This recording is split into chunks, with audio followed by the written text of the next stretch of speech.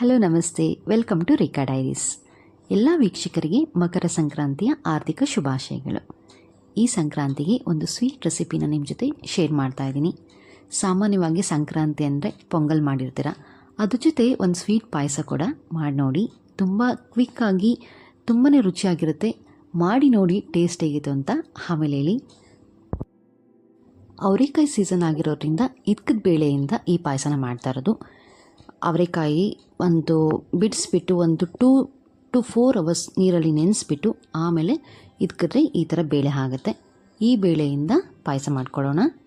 1 ಕಪ್ಪು ಅವರೆ ಬೇಳೆ ತೊಗೊಂಡಿದ್ದೀನಿ, ಅಂದರೆ ಇದಕ್ಕಿರೋಂಥ ಅವರೆ ಬೇಳೆ 1 ಕಪ್ ಇದೆ. ಇದನ್ನು 2 ಕಪ್ಪು ನೀರು ಹಾಕ್ಬಿಟ್ಟು ಬೇಯಿಸ್ಕೊಳ್ಳೋಣ. ನೋಡಿ, ಈ ಥರ ಪೂರ್ತಿ ಬೇಳೆ ಬೇಯಬೇಕು. ಕೈಯಲ್ಲಿ ನೀವು ಪ್ರೆಸ್ ಮಾಡಿದಾಗ ನುಣ್ಣಗಾಗಬೇಕು ಬೇಳೆ, ಆ ರೀತಿ ಬೇಯಿಸ್ಕೋಬೇಕು. ಈಗ ನೀರೆಲ್ಲ ಇಮುರ್ಕೊಂಡು ಇನ್ನು ಸ್ವಲ್ಪನೇ ನೀರಿದೆ. ಈಗ ಇದಕ್ಕೆ 1 ಕಪ್ಪು ಬೆಲ್ಲ ಹಾಕ್ತಾಯಿದ್ದೀನಿ. ಸೊ ಬೆಲ್ಲ ಹಾಕಿ ಚೆನ್ನಾಗಿ ಮಿಕ್ಸ್ ಮಾಡಿ ಆ ಬೆಲ್ಲ ಅದೇ ನೀರಲ್ಲಿ ಕರಗಲಿ. ಸೊ ಬೆಲ್ಲ ಕರಗ್ತಾ ಇರುತ್ತೆ, ಅಷ್ಟೊತ್ತಿಗೆ ನಾವು ಕೊಬ್ಬರಿನ ಮಿಕ್ಸಿ ಮಾಡ್ಕೊಳ್ಳೋಣ.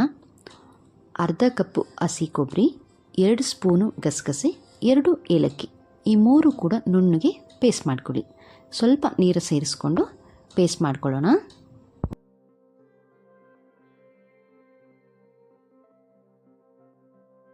ಇದು ತಿನ್ನೋಕ್ಕೆ ನಿಮಗೆ ತುಂಬ ಟೇಸ್ಟಿಯಾಗಿರುತ್ತೆ. ಇದನ್ನು ಬೆಲ್ಲದ ಇದಕ್ಕೆ ಪಪ್ಪು ಅಂತ ಕೂಡ ಹೇಳ್ತಾರೆ. ಚಪಾತಿ, ಪೂರಿ, ದೋಸೆ ಇದೆಲ್ಲ ಜೊತೆ ಕೂಡ ಒಳ್ಳೆ ಕಾಂಬಿನೇಷನ್. ನೋಡಿ, ಈಗ ಬೆಲ್ಲ ಎಲ್ಲ ಕರಗಿದೆ.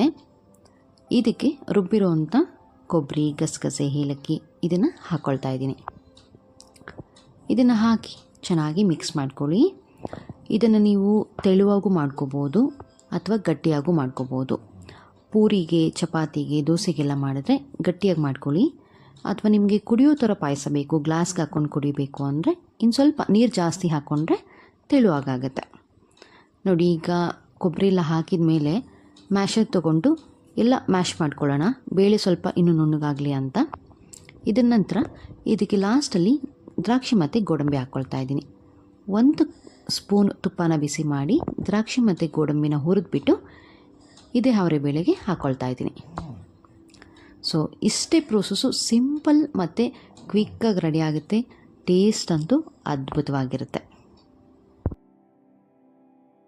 ನೋಡಿ, ಪಾಯಸ ರೆಡಿ ಆಗಿಬಿಟ್ಟು ದ್ರಾಕ್ಷಿ ಗೋಡಂಬಿ ಆದಮೇಲೆ 1-2 ನಿಮಿಷ ಸ್ವಲ್ಪ ಮಿಕ್ಸ್ ಮಾಡ್ಕೊಳ್ಳಿ. ನೋಡಿ, ಇಷ್ಟು ಸ್ವಲ್ಪ ಗಟ್ಟಿ ಬರೋವರೆಗೂ ಈ ಕನ್ಸಿಸ್ಟೆನ್ಸಿ ನೋಡಿಕೊಂಡು ಮಿಕ್ಸ್ ಮಾಡ್ಕೊಳ್ಳಿ.